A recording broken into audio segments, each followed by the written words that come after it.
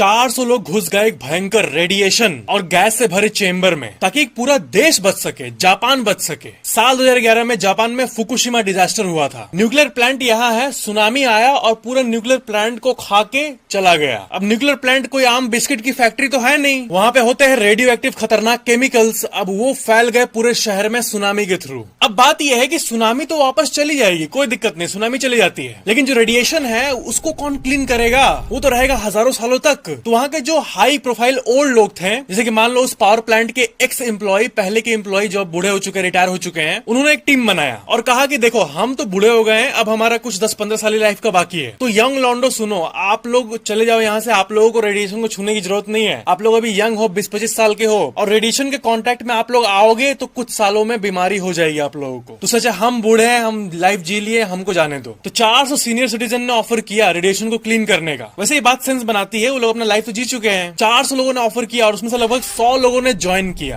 और ग्रुप का नाम था SVC, स्किल्ड वेटरन कॉर्प्स। सारा रेडिएशन वगैरह अपने रिस्क पे क्लीन कर दिया और जापान को सेफ बना दिया। आपको एक फैक्ट पे यकीन नहीं होगा भाई, इसी फुकुशिमा डिजास्टर को देख के जर्मनी देश जो है वो सारे न्यूक्लियर प्लांट और सारे न्यूक्लियर चीज को अपने देश से हटा दिया। और फुकुशिमा डिजास्टर को देख के ही जर्मनी ने ये डिसीजन लिया। ये देखो रेफरेंस, देखो समुद्र के किनारे अगर पावर प्लांट है, सुनामी आया भयंकर, पूरे शहर में रेडिएशन फैला दिया, ऐसा घटना तो हो सकता है। इसलिए जर्मनी ने कहा कि भाड़ में गया टेक्नोलॉजी, नहीं चाहिए हमें न्यूक्लियर पावर, हम विंड से और कोयले से ही बिजली बनाएंगे अपने देश के लिए, लेकिन न्यूक्लियर नहीं इंस्टॉल करेंगे। और अप्रैल 2023 के बाद सारे न्यूक्लियर पावर प्लांट को क्लीन कर दिया गया, यानी नॉर्मल बिल्डिंग बना दिया गया। उसके अंदर का सारा रेडिएशन वाला केमिकल वगैरह सब कुछ को देश के बाहर बेच दिया गया। वैसे एक बात बता दूं, जहाँ पे फुकुशिमा प्लांट है जापान वाला, जहाँ पे डिजास्टर हुआ था, वो 2051 तक क्लीन होगा। वो क्लीन नहीं हुआ है, बस काम चलाओ क्लीन कर दिया था उन बूढ़े लोगों ने, लेकिन एक्चुअल में फुल्ली क्लीन होने में उसको 2051 लगेगा। और आप देख सकते हो कि 2050 तक का क्लीनिंग प्लान को बना दिया गया है। उसके बाद ही वो जगह फिर से यूज करने के लिए सेफ होगी। भाई इंडिया में भी लेकिन साउथ में न्यूक्लियर प्लांट्स है जो कि समुद्र के पास है। न्यूक्लियर प्लांट्स को सुनामी का रिस्क देख के ही बनाना चाहिए भाई, उतना स्ट्रेंथ उसको देना चाहिए कि सुनामी से वो बिल्डिंग टूटे।